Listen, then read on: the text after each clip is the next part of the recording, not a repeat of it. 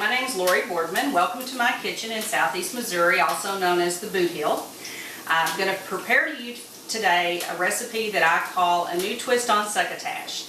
I'm a food nut. I love to cook, and I love to take old recipes that I grew up on, that were my grandmother's, my mother's, someone from my husband's family. Take those recipes and give them just a little bit of a twist. And then we try that. We call it Lori's Surprise Night. I try them out of my husband Dave, who's my cameraman today. And at the end of the meal, we decide if it's a keeper or if it should be tossed. So I'm gonna show you the ingredients. It's a very simple recipe to prepare, and I hope you try it. And then at the end of your meal, you can decide if it's a keeper as well. Pretty simple, basic ingredients. Traditional succotash is lima beans and corn prepared in either a milk or cream combination with broth to give it a sauce. The first twist on this recipe, again, I mentioned we're in Southeast Missouri. If you could see outside, we're absolutely surrounded by soybean fields. Edamame soybeans have become really popular. They're very heart-healthy veggie. It's exciting for us in this area to see them become so popular because we're just used to seeing them as a grain that's exported for other reasons. It's a new thing for us to see it in our kitchen. So that's my first twist. I'm going to substitute soybeans, edamame, instead of the lima beans. The star of this show is going to be Philadelphia cream cheese. So instead of milk or just a cream base, I'm going to actually melt Philadelphia cream cheese that I've brought to room temperature and chunked up to make the recipe go a little bit faster. We're going to add that with broth to make just a delectable cream sauce. It's going to be great for dipping bread in. I'm going to give it red pepper for a little bit of pop of color. Also, I like the taste of red pepper. I think it's very complementary to the other ingredients. I've minced up a clove of garlic, and I've chopped up some green onions, and when you see the recipe, you'll notice I chop up the green portions of the onions as well. So we're going to use those for a garnish later. The recipe also has one of my favorite combinations with cream cheese. I fried some bacon up really crisp, chopped it up. We're going to add that at the very end. In my skillet over here, I have already started, in an effort to save time for today's video, I have minced the garlic, chopped the green onions, diced the red pepper. I have those sauteing in a tablespoon of canola oil and about a teaspoon of butter. The butter just gives it another layer of flavor. To that, I'm going to add just a pinch of red pepper flakes. My husband will tell you there are very few recipes that I put a twist on that I don't add red pepper flakes in some manner. You just add these according to heat. We're going to give it just a splash of salt. Today I'm using kosher salt. That would be your choice. And then just a couple of good twists of black pepper. Again, that's all just based on your taste, your family's taste. We're going to give this a stir. So we've got that going. It's already got a lot of color to the dish. Now this is not the time of year for us to find fresh corn or fresh edamame.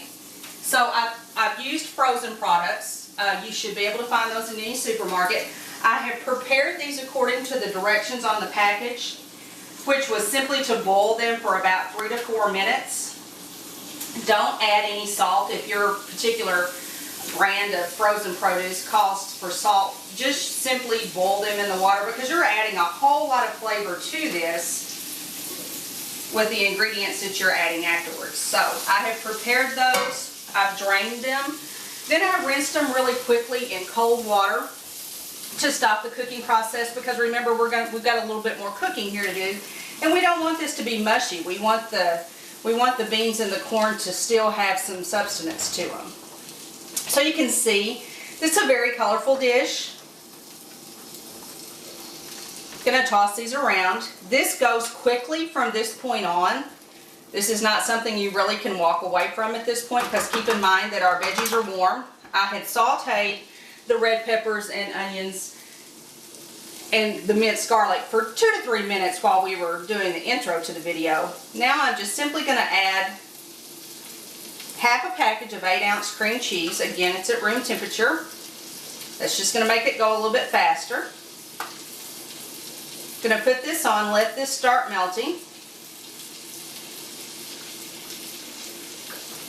Then I'm going to add in a couple of tablespoons of prepared chicken broth. Again, that's just going to give the cream cheese something to combine with and start making that sauce for us. Going to do this over medium-high heat, but you don't want to leave your skillet. At this point, you just want to start melting that cream cheese in. I'm going to give it a good stir.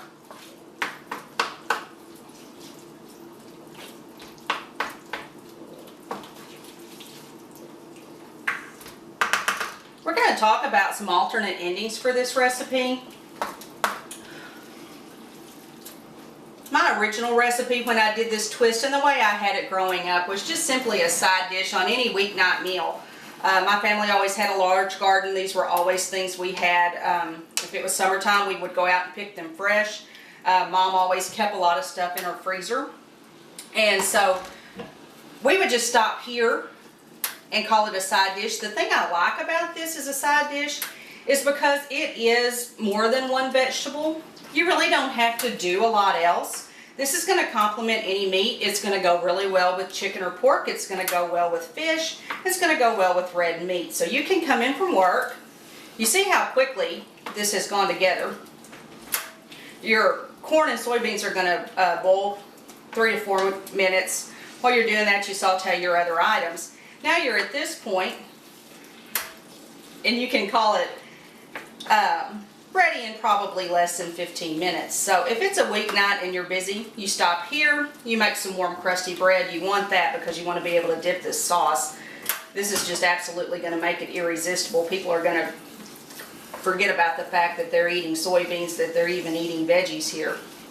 So we can call it done. If I were going to call it done here, I would pop in some of those chopped up bacon that we talked about. Another time saver now, you can find pre-cooked bacon, and you can find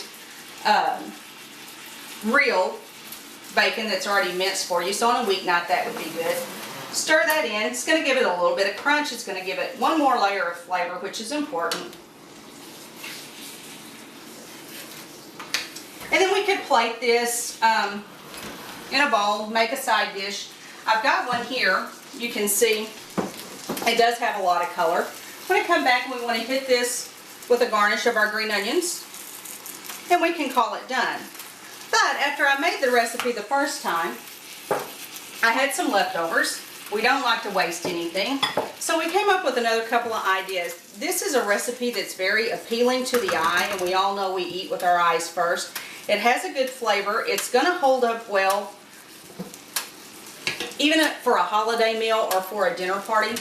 So what I've done here, as you'll see, I've taken this base mixture. Again, you can serve it just in a bowl as a side dish, or you can do this with leftovers, or you can go straight to this step. I've put it in a casserole that I've sprayed with nonstick spray.